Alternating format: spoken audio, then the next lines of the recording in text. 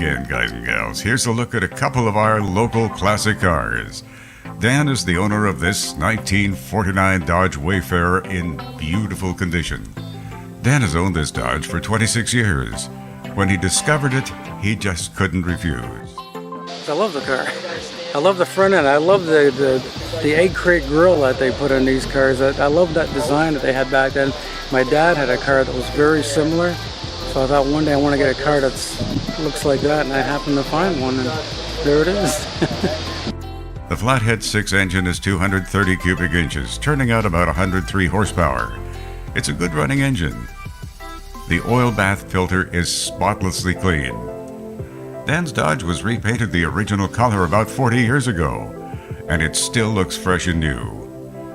The interior was also done years ago, as close to the original as possible. Dan tells us this was a $1,700 car when new, but came without a lot of extras. Cheapest Dodge you could buy. So it didn't have a radio, it didn't have a heater, it didn't have signals, it didn't have a clock. I added all of that to the car, and the signals is a kit from the 50s, the rest are all period correct. That's a look at Dan's 1949 Dodge Wayfarer. What a nice classic car and a comfortable ride. You probably know Sam, but if you don't, let me introduce you. He bought this car when he was 17. Sam's now 84 and still going strong.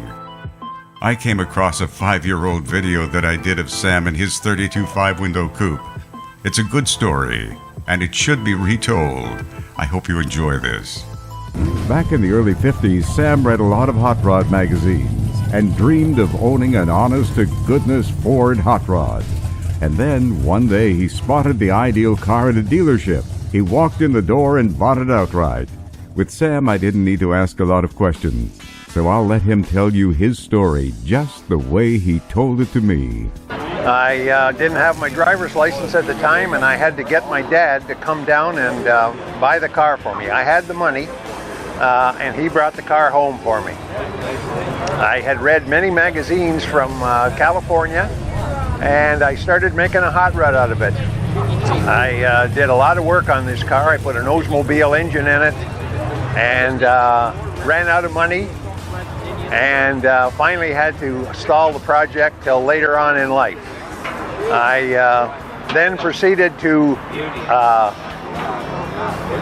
live my life, and I married and raised kids, and when I retired, I brought the project back on life. I brought it back up, put the full fenders back on, finished it all up, and it's been on the road now for about 15 years. It's got about 38,000 kilometers on it now.